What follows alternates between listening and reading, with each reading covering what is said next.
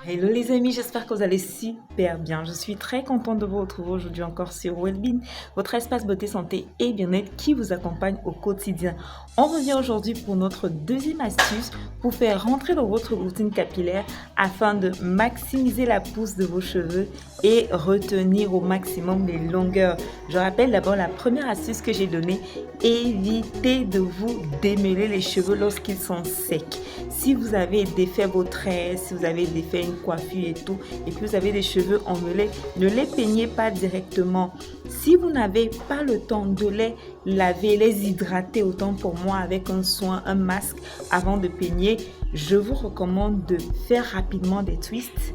Et puis, si vous voulez sortir ou quoi que ce soit, attachez un foulard. Ça se fait en tout cas. Si vous voulez que je vous montre comment est-ce que moi je réalise cet attaché de foulard, n'hésitez pas à me le dire en commentaire. Je me ferai un plaisir de vous montrer cela. Donc, on va aller aujourd'hui sur notre deuxième vidéo, notre deuxième astuce. Mais avant, si tu n'es pas encore abonné à la chaîne, je t'invite d'abord à le faire. Clique sur subscribe en anglais, s'abonner en français et active surtout la cloche de notification pour ne rater aucune de nos nouvelles publications. La deuxième astuce que je viens t'apporter aujourd'hui, c'est d'éviter de dormir avec les cheveux. Je ne sais même pas comment dire ça, avec les cheveux en l'air. Évite de dormir avec les cheveux en l'air. En tout cas, évite. Si tu as des tresses, tant mieux, tu peux t'attacher, tu peux mettre ton bonnet de nuit, tu peux attacher ton foulard, tu peux faire vraiment comme tu veux. Mais si tu as les cheveux au vent, si tu as les cheveux qui sont pas tressés, qui n'ont pas de tissage ou quoi que ce soit, évite de dormir avec les cheveux comme ça parce que c'est le meilleur moyen pour vos cheveux de s'en mêler, mais alors max. Alors si tu as même une coiffure et que c'est juste le bout des cheveux, tu as peut-être fait des tresses, je sais pas moi, et c'est juste le bout des cheveux qui est resté comme ça sans tresser, dans la nuit, ne dors pas avec ça comme ça.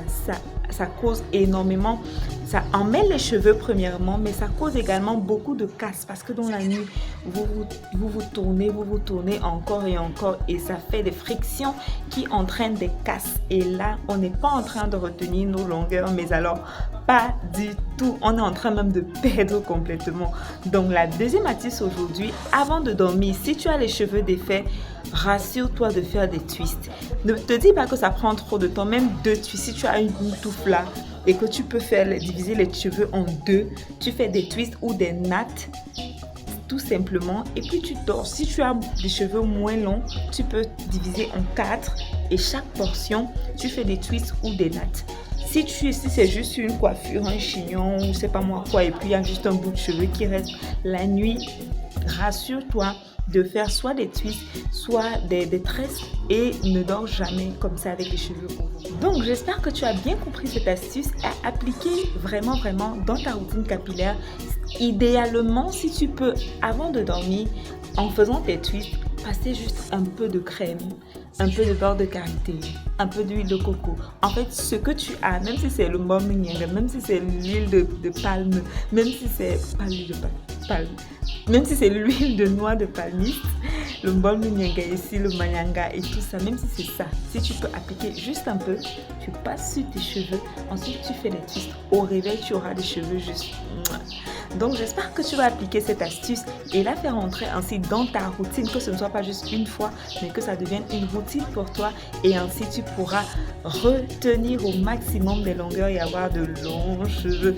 Alors, j'espère que tu as aimé. Si c'est le cas, commente, like et partage. On se retrouve très bientôt pour de nouvelles vidéos sur Wellbeing. Au revoir.